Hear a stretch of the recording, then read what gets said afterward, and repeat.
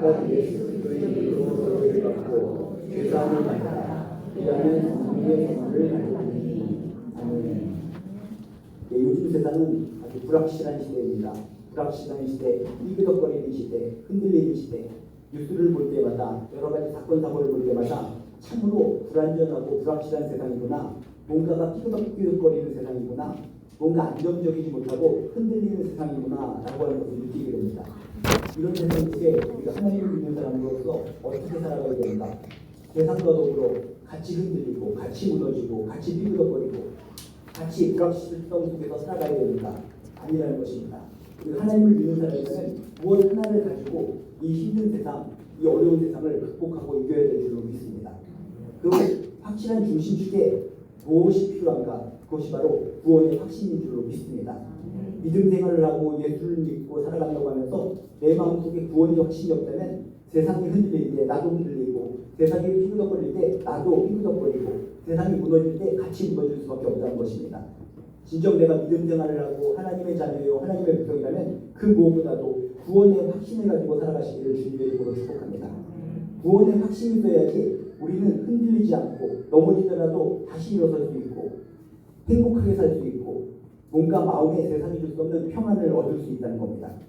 내가 믿음 생활하면서 교회 다니면서 예배 드리면서도 자꾸 세상의 소식에 귀를 기울여주고 불안하고 초조한 마음이 든다는 것은 나에게 구원의 확신이 뭔가 없고 흔들리는 것이구나 라는 것을 생각하시고 다시 한번 구원의 확신, 확실하게 나는 구원받은 사람이다 라는 구원의 확신을 통해서 이 힘든 세상 여러분 승리하시고 평안하게 행복하게 힘있게 살아가시기를 주님의 이름으로 축복합니다.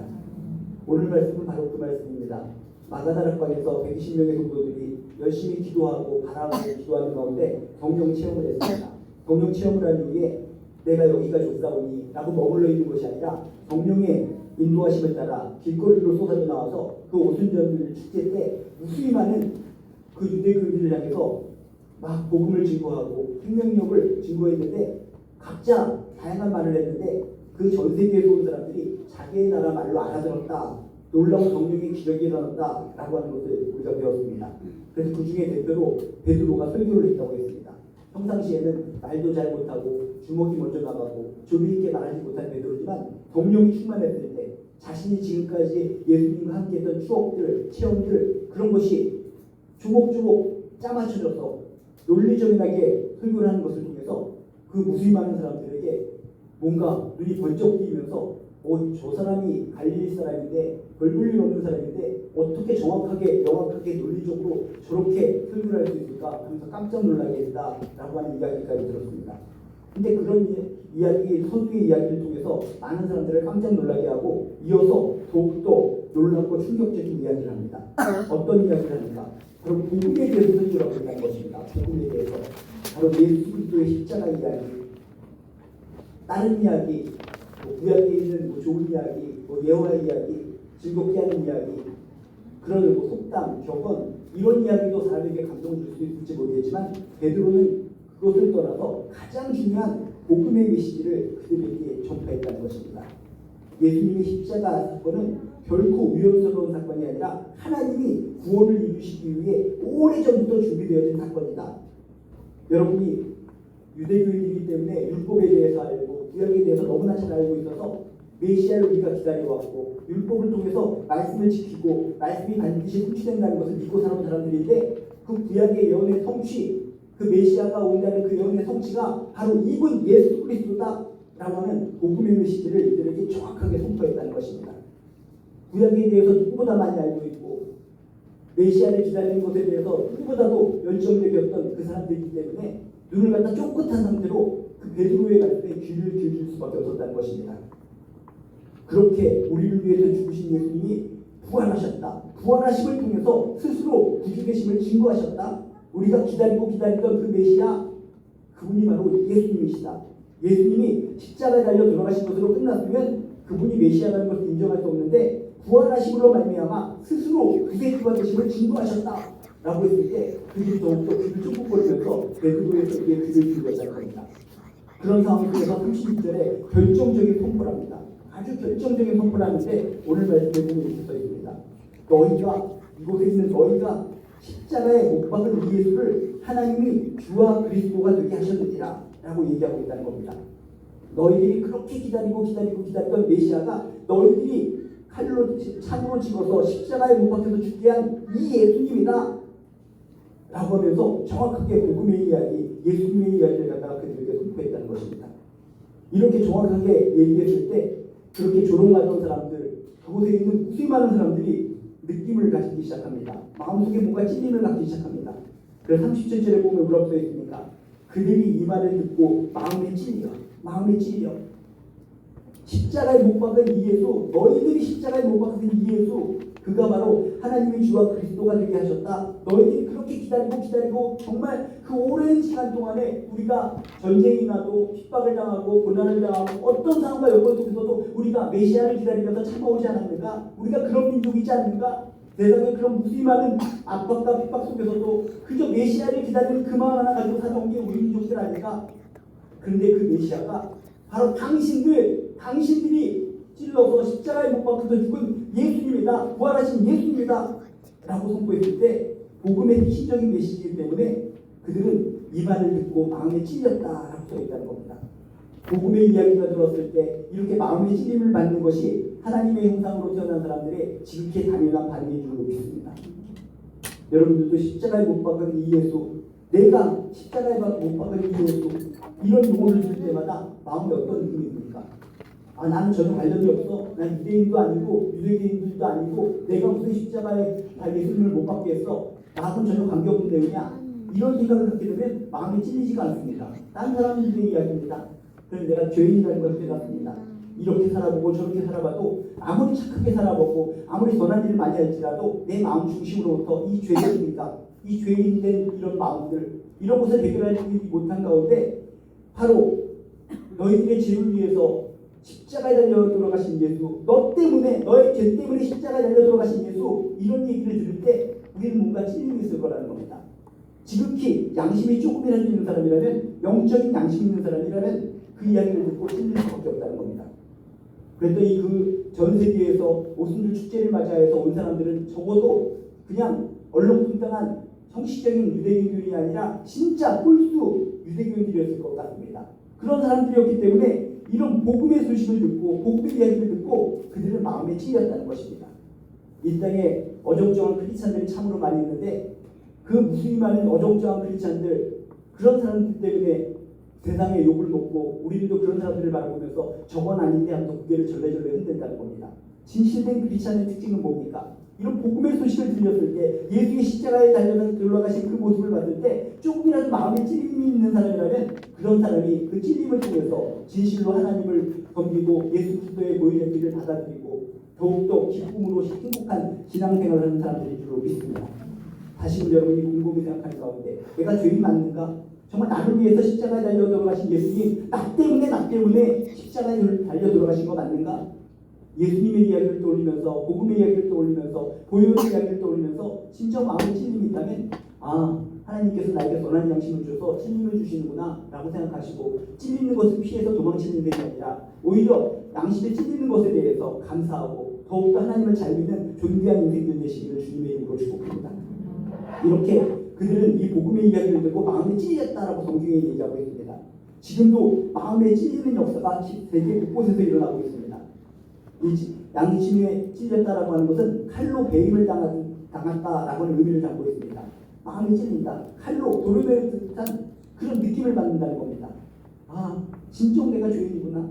저 예수, 부활하신 저 예수님이 나를 위해 십자가에 달려 돌아가신 거구나. 나 때문에 내가 바로 그를 십자가에 달려 돌아가셨구나. 돌아가게 하셨구나. 라고 하는 느낌을 조금만이라도 듣는 사람들, 그들이 지금 마음에 찔림을 받고 있다는 것입니다. 그런데 사람들은 생각합니다. 그 이전에 베드로가 자신만만하게 자신의 능력으로 뭔가를 설득하려고 했을 때는 이들은 전혀 양심에 찔린 적, 마음에 찔림을 받은 적이 한 번도 없었습니다. 그런데 지금 베드로가 설교를 했을 때 그 무수히 많은 사람들이 마음에 찔렸다, 양심에 찔렸다라고 성경을 이야기하고 있습니다. 그전 베드로와 지금의 베드로는 뭔 차이가 있기 때문에 그전에 혈기왕성하게 자신의 입으로 정말 자신의 큰 소리로 외쳤을 때는 사람들이 시큰둥한 반응을 보이는데 지금 이 순간은 논리적연하게 시끄럽게 하지도 않고 차분하게 설교를 했는데 왜 이 무수히 많은 사람들이 마음에 찔리고 양심에 찔렸을까? 그것은 바로 뭔가 베드로 탓이 아니라 베드로의 능력 때문이 아니라 성령의 능력 때문에 그 무수히 많은 사람들이 양심에 찔렸다라고 하는 것을 캐치할 수 있다는 겁니다. 인간의 힘, 인간의 지혜 아무리 노력을 하고 떠올리고 했을지라도 사람들의 마음은 변함이 없는 겁니다. 시큰둥하게 반응하는 겁니다. 그런데 성령님께서 임했더니 성령님께서 베드로와 함께 했더니 베드로를 하나님께서 도구로 써주셔서 베드로의 이들을 통해서 뭔가 복음의 말씀을 전했을 때 사람들의 마음속에 감동, 양심의 찔림을 주게 하셨다는 겁니다. 사람이 하는 것이 아니라 바로 성령님이 하신다라고 하는 것을 기억하시면서 여러분도 앞으로 찬양을 하거나 전도를 하거나 어떤 하나님의 일을 했을지라도 내가 하는 것이 아니다. 내가 하는 것이 아니라 내가 해서 저 사람을 감동시켜서 전도되게 하는 것이 아니라 나를 통해서 역사하시는 성령님이 하시는 것이다. 성령님이 하셨기 때문에 놀라운 기적이 일어나는 것이다. 이런 마음가짐을 가지고 뭐든지 행하시기를 주님의 이름으로 축복합니다.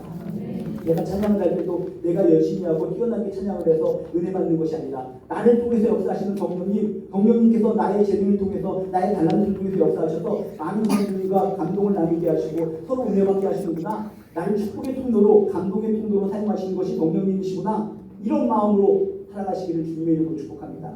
전도할 때도 나 못합니다. 내 입술이 약합니다. 걷지도 못합니다. 손을 내밀지도 못합니다. 너무나 내성적이기 때문에 저는 아무것도 못합니다. 나를 내세우는 것이 아닙니다. 나는 부족하고 연약하고 성격도 소극적이지만 성령님께서 함께하여 주실 때 나를 통해서 역사하여 주실 줄로 믿습니다. 전도하는 것은 내가 하는 것이 아니라 나를 통해서 역사하시는 성령님이 하시는 것입니다. 나를 도구로 사용하여 주시옵소서. 이런 마음으로 할 때 모든 하나님의 일이 즐거이 기쁨으로 행복하게 될 수 있다는 것을 꼭 깨닫게 되시기를 주님의 이름으로 축복합니다. 또한 이들이 왜 양심에 찔렸을까? 세상에 많은 사람들은 설교자들이 있는데 그냥 농담담의기식이나 세상적인 강의하고 똑같은 거나 그런 것을 통해서 설교했다라고 얘기를 합니다. 베드로도 처음에는 그런 수준으로 얘기했을 것 같습니다. 그런데 성령 충만한 가운데 무엇이 중요한가를 깨달았습니다. 말씀이 중요하구나. 말씀, 복음 말씀. 그래서 요엘서열의 말씀을 통해서 증거했고 복음의 핵심 메시지를 통해서 증거했더니 그 말씀이 힘이 되어서 말씀 자체가 힘이 되어서 사람들의 마음을 꿰뚫고 그들에게 양심의 찔림을 마음의 찔림을 부어주었다는 것입니다. 이 시대에 우리가 양심의 찔림을 받고 마음의 찔림을 받아 살기를 원한다면 나의 능력도 아니고 나의 스펙도 아니고 세상적인 강의를 따와서 세상 사람들이 말 잘하는 것처럼 그런 말 잘하는 수법으로 얘기하는 거 그런 것도 아니라 오직 말씀, 복음, 말씀에 충실하고 말씀에 근거하고 복음 중심으로 이야기할 때 그 말씀 자체가 우리 마음속에 들어가서 말씀이 힘이 되고 말씀이 능력이 되고 말씀이 권능이 되고 말씀이 찔림이 되고 말씀이 우리들을 행복하게 힘있게 능력으로 만드는 줄로 믿습니다. 그렇지 않습니까? 여러분이 한 구절 한 구절 성경을 봐주실 때마다 별거 아닌 것 같은 성경 한 구절 한 구절이지만 그것이 우리의 마음을 꿰뚫고 들어와서 감동을 주는 거 아닙니까? 사람들이 100마디 1000마디 그런 무수히 많은 말로 우리를 설득하고 연설했을 때도 그냥 좋은 말 하는구나. 참 말 잘한다.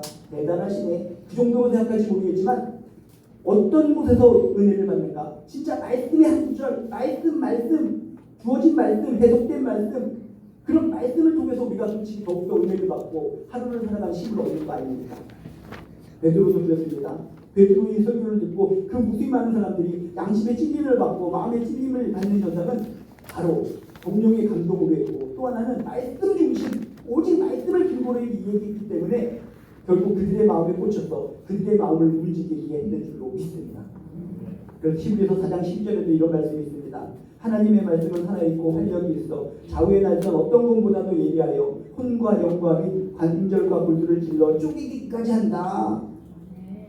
말씀 한 구절을 한 구절을 통해서 정말 나의 삶과 연결시켜서 나의 골수를 쪼개는 듯한 체험을 하시기를 주님의 이름으로 축복합니다. 진짜 말씀이 나에게 임할 때 말씀 때문에 내가 마음에 찔리는 겁니다. 말씀 때문에 내가 감동을 받는 겁니다. 말씀 그 자체로 인해서 내가 움직여지는 겁니다. 잘난 그 사람의 말 때문에 멋지게 생긴 그 사람의 말 때문에 움직여지는 것이 아니라 성령에 감동된 사람들의 말과 말씀 자체 그 말씀 자체의 힘 때문에 내가 영적으로 움직여진다라고 하는 것을 꼭 기억하시면서 여러분들은 정말 성령의 감동으로 말씀 충만으로 살아가시기를 주님의 이름으로 축복합니다. 그런데 여기서 중요한 포인트가 있습니다. 이들이 이렇게 마음에 찔린 가운데 마음에 찔렸다, 양심에 찔렸다, 힐링한 것 같아, 힐링한 느낌. 그렇지 않아도 마음이 지저분했었는데 저는 귀한 말씀의 설교를 듣고 마음이 상쾌해지는 것 같아, 힐링 받았어. 요것으로 끝났다면 여기서도 문제가 있다는 겁니다.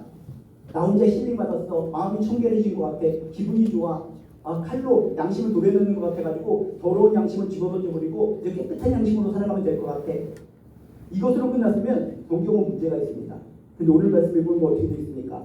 양심이 찔리는 가운데 이 수많은 사람들이 이렇게 얘기했다는 겁니다. 뭐라고 얘기했습니까? 형제들아 우리가 어찌할꼬. 이게 중요한 포인트라는 것입니다. 형제들아 우리가 어찌할꼬. 그 양심에 찔린 상태로 해서 찔린 상태로 머물러 있는 것이 아니라 그럼 우리가 어떻게 해야 되는가? 진정 생각해보니까 십자가 달려 돌아가신 예수님, 나 때문에 나의 죄 때문에 그런 것 같은데 그것을 생각할 때 마음이 찔려 죽겠는데 그럼 우리가 어떻게 해야 되겠습니까? 어떻게 해야 되겠습니까? 하면서 그 사도들에게 지금 그 질문을 했다는 겁니다. 어찌 해야 될 것인가? 우리도 이런 것이 필요한 줄로 믿습니다. 하나님께서 은혜를 주시고 우리에게 마음의 감동을 주시고 찔림을 줬을 때 그것으로 멈춘 것이 아니라 진정 어떻게 해야 될까? 하나님 살아계신 하나님께서 내 마음에 감동을 주셨는데 말씀을 통해 감동을 주셨는데 어떻게 살아가야 될까? 궁금하지 않습니까? 여러분들도 질문하시고 정말 하나님께서 주시는 비전을 향해서 꿈을 향해서 걸어갈 수 있는 존귀한 백성들 되시기를 주님의 이름으로 축복합니다. 은혜 받고 그것을 멈춘 것이 아니라 은혜 받았으면 정말 하나님 은혜 받은 내가 어떻게 해야 됩니까? 하나님께서 주신 진리를 받은 내가 어떻게 해야 됩니까? 질문하는 가운데 하나님께서 원하시는 방향으로 하나님께서 원하시는 하나님의 자녀로 귀하게 사역하며 사명받아 살아가는 아름다운 크리스찬들 되시기를 주님의 이름으로 축복합니다. 그랬더니 가장 중요한 얘기랍니다. 우리가 어찌할꼬 라고 얘기했을 때 베드로가 구원의 방법에 대해서 얘기하는 거구나 라고 하면서 정확하게 사람들이 구원을 얻는 방법을 제시하게 됩니다. 다시 한번 내가 구원에 확신이 없어서 이렇고 저렇고 힘들게 살아가시는 분이 있다면 베드로가 제시한 구원 얻는 방법을 듣고 여러분 이런 방법을 통해서 다시 한번 난 구원받은 사람 맞구나, 구원에 확신이 있는 거 맞구나 체크하시고 이 흔들리는 사람 속에 더욱더 담대하게 굳건한 믿음으로 승리하며 살아가시기를 주님의 이름으로 축복합니다. 이렇게 얘기합니다. 38절에 구원을 받는 방법에 대해서 얘기합니다. 우리가 어찌할꼬 이렇게 힘든 상황 속에 우리가 예수님을 십자가에 달려 들어가시게 한 장본인 죄된 인간인데 이런 죄된 인간이 어떻게 해야 될까? 어떻게 해야 될까? 라고 그들이 질문을 했을 때 이렇게 구원의 방법을 제시합니다. 너희가 회개하여 각각 예수 그리스도의 이름으로 세례를 받고 죄사함을 받으라. 그리하면 성령의 선물을 받으리라. 먼저 뭡니까? 회개를 해야 된다는 것입니다. 여러분 구원의 확신을 가지고 살기 위해서는 무엇이 필요합니까? 먼저 하나님 앞에 회개하시기를 주님의 이름으로 축복합니다. 회개한다는 것이 무엇입니까? 회개하면 그저 눈물을 갖다 막 흘리는 거, 부흥회 때 그냥 누가 강력하게 기도하라고 하고 주변에 힘을 주니까 어쩔 수 없이 눈물을 흘리고 콧물 흘리고 무릎 꿇고 아이고 저리고 숨기고 이렇게 하는 거, 이게 회개라고 많은 사람들이 착각을 합니다. 근데 회개는 그것이 아닙니다. 회개하라고 얘기했을 때는 방향을 전환하는 것입니다. 나의 삶의 방향을 전환하는 것입니다. 지금까지 삶의 방향은 나의 인생, 나의 인생의 목적, 내가 잘 되고 내가 모든 것이 잘 풀어지는 인생, 자아실현 이런 인생을 살아왔다면 진정 회개한다는 것은 내 인생의 목적이 내가 아니라 주님, 하나님이 되어야 된다는 것입니다. 하나님의 영광을 위해서, 하나님의 나라를 위해서, 하나님의 뜻을 위해서, 하나님이 원하는 삶을 위해서 살아가는 것, 그렇게 방향이 전해졌을 때 그것을 회개한다라는 것을 깨달으시고 진정 내 인생의 목적이 무엇인가, 내 삶이 어느 방향으로 가고 있는가 체크해 보시기를 주님의 이름으로 축복합니다. 좀 더 구체적인 표현으로 회개한다는 것은 이것입니다. 화살을 팍 쐈을 때 화살이 엉뚱한 방향으로 날아갑니다. 엉뚱한 방향으로 나가면 관역하고 전혀 엉뚱한 방향으로 가서 땅에 떨어지거나 그냥 들뜰에 사라지기 때문에 방향을 바꾸라는 것입니다. 온전한 방향으로 다시 활을 제대로 쏘라는 것입니다. 화살이 날아가는 방향을 다시 한번 바꿔서 가야 될 곳 관역으로 바꾸는 거, 그게 바로 회개라는 것입니다. 다시 한번 나의 인생 방향을 체크하시면서 내가 회개한 인생 맞는가? 진정 회개한 인생은 나를 위한 인생, 엉뚱한 목적을 위해서 살아가는 인생이 아니라 오직 예수, 오직 하나님 나라만을 위해서 살아가는 인생, 그것이 바로 회개한 인생이다라는 것을 기억하시면서 여러분 인생의 방향을 하나님께로, 하나님 나라를 향해 전환하시기를 주님의 이름으로 축복합니다. 그럼 사람들이 생각합니다. 우리가 어찌해야 되고 방향을 전환한다고 했는데 방향을 어떻게 전환해? 그냥 이쪽으로 몸만 돌리면 되는가? 어떻게 해야 될까? 안전불분전하고 있을 때 이 방향의 전환에 대해서 먼저 이렇게 얘기합니다. 방향을 전환하기 위해서, 삶의 방향을 전환하기 위해서 먼저 무엇이 필요한가? 생각을 전환해야 된다는 것입니다. 생각. 지금까지는 하나님을 인정하지 않고 하나님을 염두에 두지 않고 살았다면 이제 하나님을 인정하고 두려워하는 생각으로 바꿔야 된다는 것입니다. 지금까지는 하나님을 제껴버리고 하나님이 있는 둥 마는 둥 살아왔다면 이제부터 그 생각을 바꿔서 하나님은 계시다, 하나님은 인정하고 하나님을 두려워하고 경외하는 생각으로 바꾸는 거, 그런 생각의 전환, 생각을 바꾸는 작업으로부터 나의 인생도 전환되고 바꿔진다는 것을 여러분 꼭 깨달으시기를 주님의 이름으로 축복합니다. 지금까지는 죄의 즐거움을 누리며 사는 것을 당연하게 생각했습니다. 남들도 다 그러는데 죄 속에 빠져서 쾌락 속에 빠져 살아가는 거 당연한데, 그런 생각을 가지고 살았다면 인생의 방향을 전환한다는 것은 생각을 바꿔야 되는 것입니다. 아, 그것이 바른 생각이 아니구나. 죄를 미워해야 되는 것이구나. 죄를 버려야 되는 것이구나. 세상에 빠져서 살아가는 그 생각을 벗어버리고 하나님이 주시는 귀한 생각으로 바꿔나갈 때 그 생각이 바뀌면서 나의 삶도 바뀐다는 것을 꼭 깨닫게 되시기를 주님의 이름으로 축복합니다. 여러분의 생각은 어떤 생각이 가운데 있습니까? 세상을 따라가는 생각, 하나님을 무시하는 생각, 세상 사람들이 생각하듯이 하나님을 없이 하고 살아가는 생각, 그런 생각 속에 파묻혀 살아가고 있습니까? 그러면은 우리는 회개한 인생이 아니라는 겁니다. 내 생각하면서 나의 생각, 5만 가지 생각을 한쪽을 할 텐데 그 생각이 지금 어디로 향하고 있는가? 진정 하나님을 염두에 두고 살아가고 있는가? 하나님을 두려워하고 경외하며 살아가고 있는가? 생각의 포인트를 여러분이 추적해 보셔서 내 생각의 많은 부분, 거의 많은 부분은 하나님 중심으로 영적으로 살아가고 있구나 라고 한다면 여러분의 생각은 바뀌어질 것이고 삶도 바뀌어져서 회개한 인생을 살아가는 줄로 믿습니다. 생각을 바꾸고 생각이 바뀌면 그 생각이 나의 삶을 바꾼다라는 것을 기억하시면서 실질적인 회개의 인생을 살아가시기를 주님의 이름으로 축복합니다. 이렇게 우리가 구원받기 위해서는 회개해야 됩니다. 예수께로, 하나님께로 방향을 전환해야 됩니다. 생각을 전환하는 것을 통해서 우리의 삶도 전환됩니다. 그리고 두 번째 오늘 말씀해 보면 이렇게 되었습니다. 각각 예수 그리스도의 이름으로 세례를 받는 것이 구원받는 또 하나의 특징이다라고 얘기합니다. 근데 여기서 중요한 포인트가 있습니다. 세례라고 하면은 형식적인 우리가 받는 세례, 이번 주에도 세례 받는다고 하는데 그냥 누구나 형식적으로 받는 세례, 이것을 우리가 염두에 둡니다. 그냥 아무 생각 없이 그냥 물 뿌려주면은 시원하네, 축축하네, 머리에서 물 새네, 이런 식으로 받는 거가 세례가 아니라는 겁니다. 이 당시에 세례라는 것은 아주 특별한 의미를 가지고 있습니다. 상징적인 의미를 가지고 있다는 것입니다. 어떤 의미를 가지고 있습니까? 세례를 받는다는 것은 내가 속하던 공동체에서 이탈해서 예수 공동체로 예속되었음을 공개적으로 인정하는 행위가 바로 세례라는 것입니다. 세례의 특징은 공개성이 있다는 겁니다. 많은 사람들 앞에서 나는 이런 세상의 공동체에 속해 있는 사람이 아니라 이제는 예수 공동체에 속한 사람입니다 라고 공개적으로 선포하는 것이 세례의 특징이라는 겁니다. 그래서 우리가 세례를 받을 때 어떻습니까? 많은 사람들의 축복 속에 세례를 받는 겁니다. 숨어서도 물론 세례를 받을 수 있습니다. 어쩔 수 없이.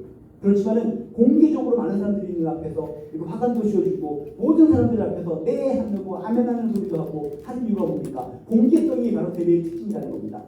근데 이 당시에는 뭡니까? 내가 모든 사람들 앞에서 나는 이런 세상 공동체, 로마 공동체, 그런 악한 공동체에 속한 사람이 아니라 이제로부터 예수 공동체, 예수 믿는 사람으로 살아가겠습니다라고 한다는 것은 놀라운 이건 충격적인 위험한 행위라는 겁니다. 어떤 행위입니까? 세상에 로마를 갖다 추종하는 공동체, 세상을 야합하는 공동체에 있었으면 그 사람들로부터 보호를 받습니다. 그럼 그렇지. 너 세상과 야합하는 사람들, 로마와 야합하는 사람들 하기 때문에 그들이 보호해 줍니다. 근데 예수 공동체에 속하면 어떻게 된 겁니까? 이제 그쪽에 있는 로마 병사들이나 그 유대교 사람들이 어떤 눈으로 바라보는 겁니까? 적대적으로 바라보는 겁니다. 공개적으로 너는 예수의 사람이라고, 예수 믿는 사람이라고, 예수 공동체에 속했다고 선언하고 있네? 이제로부터 너희들은 우리들의 적이다. 언제든지 핍박의 상황, 학대의 상황이 있을 때마다 너희들은 죽을 수 있다. 죽음의 선고가 이어질 수 있는 것이 그 당시의 세례였다는 것입니다. 그러므로 구원의 확신을 받을 때 세례받으라고 하는 것은 그저 즐겁게 춤추면서 물방울이나 몇 방울 떨어뜨리면서 흥얼흥얼거리는 것이 세례가 아니라 공개적인 상황에서 진정 내가 도대를 무릅쓰고 피해를 무릅쓰고 핍박을 무릅쓰고 박해를 무릅쓰고 예수를 믿는 사람이라고 선포할 수 있는가, 그것을 체크해봐야 된다는 겁니다. 세례를 받는다라는 걸 기억하시면서 여러분은 진정 모든 사람들 앞에서 나는 예수를 믿는 사람이 맞습니다. 예수의 사람입니다. 예수 그리스도의 보혈의 피로 말미암아 구원받았습니다. 라고 선포할 수 있는 자신감이 있습니다. 그런 자신감이 있다면 오늘 말씀에서 이야기한 세례 받은 사람들이 많습니다. 그런데 그런 고백도 하나도 없고 실제가 이기적인 삶과 연관도 없으면서 그 형식적인 세례만 받고 나가서 산다면 오늘 말씀에서 나타난 세례하고는 관계가 없다는 겁니다. 여러분 진실로 그 당시에 공개적으로 예수 공동체에 속했습니다 라고 했을 때 그 위협, 그 어려움, 그것을 염두에 두고도 공개적으로 선포했던 크리스찬들, 그들의 모습을 떠올리면서 이 시대의 세대도 그렇게 많은 사람들 앞에서 공개적으로 난 예수 믿는 사람입니다 라고 선포할 수 있는 담대한 용기가 있기를 주님의 이름으로 축복합니다. 그래, 요거까지는 인간이 하는 몫입니다. 인간이 구원받기 위해서 할 수 있는 몫이 뭐라고요? 회개하는 거. 회개. 그리고 또 하나는 뭐라고요? 되게 많은 사람들 앞에서 공개적으로 난 예수 믿는 사람이다라고 하는 거. 그리고 요거까지는 인간이 했으면 그 다음부터는 하나님이 다 알아서 하시는 겁니다. 그 다음에는 하나님이 하는 건 뭡니까? 죄사함을 받으라. 그 다음에 성령의 선물을 받으리라. 우리가 할 것만 하면 그 이유는 하나님께서 알아서 죄사함을 주시는 것이고 플러스 알파로 선물로 성령까지 하나님께서 주시게 되어 있다는 겁니다. 많은 사람들은 생각합니다. 죄사함을 받아야 되니까 내 능력으로 죄사함을 받아야 돼. 죄사함 빨래비누 100개 가져와서 죄 씻자 성령도 내가 노력해서 받아야 돼. 이게 아니라는 겁니다. 인간의 몫이 있는데 인간의 몫은 회개하고 세례를 받는 거. 그것을 내가 했으면 그 이후엔 하나님께서 그것을 통해서 내게 죄사함을 주시고 플러스 알파로 성령을 선물로 주신다는 것입니다. 이런 구원의 확신의 방법을 다시 한번 기억하면서 내가 진정 회개하는 사람 맞는가? 인생의 삶에 방향 전환하는 사람 맞는가? 내 생각이 전환되어야 되는데 내 생각에 5만 가지 생각 중에서 하나님을 향한 생각이 몇 가지나 되는가 체크해 보시고 흔들리는 믿음으로 살아가는 것이 아니라 확실하게 예수를 향해서 하나님을 향해서 방향 전환된 인생을 살아가시기를 주님의 이름으로 축복합니다. 세례, 아이고 나 영화 세례도 받았고 학습도 받았고 진짜 많은 사람들 앞에서 진정 축복의 세례를 받았으니까 아무 문제 없어. 그것으로 끝나는 것이 아니라 그 당시 초대교회 당시에 세례가 어떤 것이었던가를 체크해 보면서 그들이 세례를 받는다는 것은 그 무수히 많은 사람들 앞에서 위협이 다가올 수 있고 손해를 갖다가 다 당할 수 있는 그런 위태로운 선포였구나, 선언이었구나 라는 기억하면서 나도 손해를 무릅쓰고 피해를 무릅쓰고 당당하게 온천하에 난 예수 믿는 사람이다 라고 선포할 수 있는 담대함이 있는가 체크해 보셔서 그렇습니다. 누가 뭐라고 할지라도 난 예수 믿는 사람 맞습니다 라고 선포할 수 있는 마음이 있다면 여러분 진정한 세례를 받는 사람이다 라는 걸 기억하시면서 그런 사람에게 죄사함의 능력이 임할 것이요 성령의 선물이 임할 줄로 믿습니다. 그랬더니 진실로 이것을 통해서 그 무수히 많은 사람들이 세례를 받고 성령을 받게 됩니다. 그래서 41절에 보면 뭐라고 되어 있는지 아십니까? 그 말을 받은 사람들은 세례를 받으며 이날의 힌도의 수가 3,000이나 더하더라. 말로만 듣던 3,000명이 불어났다고 했는데 바로 이 베드로의 성령 충만한 설교, 말씀 충만한 설교, 복음의 설교 이 설교를 듣고 결국은 그들이 인생의 방향을 싹 전환하고 진정 모든 사람들 앞에 유대교인들이 듣든 로마 사람들이 듣든 병정들이 듣든 목에 칼을 들어올지라도 난 예수를 믿겠습니다. 예수 그리스도의 보혈의 피로 말미암아 구원받았습니다 라고 하는 선포를 하는 것을 통해서 신도수가 120명의 성도에서 순식간에 3,000명이 플러스 알파가 되었다는 것입니다. 놀라운 초대교회의 이런 기적의 역사를 바라보면서 흔들리는 시대, 삐그덕거리는 시대, 전쟁이 세상 같은 곳곳에서 막 퍼져나가서 우리를 갖다 조마조마하게 하는 시대, 이런 시대 속에서 우리가 뭘 가지고 살아가야 되는가? 그 무엇보다도 구원의 확신, 강력한 구원의 확신을 가지고 살아가야 되겠다라고 하는 여러분 놀라운 믿음의 선포가 있으시길 주님의 이름으로 축복합니다. 내가 할 부분, 회개와 뭡니까? 생각을 전환하고 삶을 전환하는 것, 그리고 많은 사람들 앞에 공개적으로 선포하는 것, 그것을 내가 한다면 그 이후 죄사함과 성령의 선물을 하나님께서 주신다는 것을 믿고 여러분 힘있게 능력있게 기쁨으로 행복하게 신앙생활하고 정말 하나님께 영광 돌리고 나의 생활도 행복해지고 굳건한 반석에 세워주는 존귀한 인생, 존귀한 자녀들 되시기를 주님의 이름으로 축복합니다. 이 시간 우리 함께 기도하도록 하겠습니다. 역시 오늘 말씀을 통해 어떤 부분에서든지 하나님께서 말씀 자체를 통해서 우리의 마음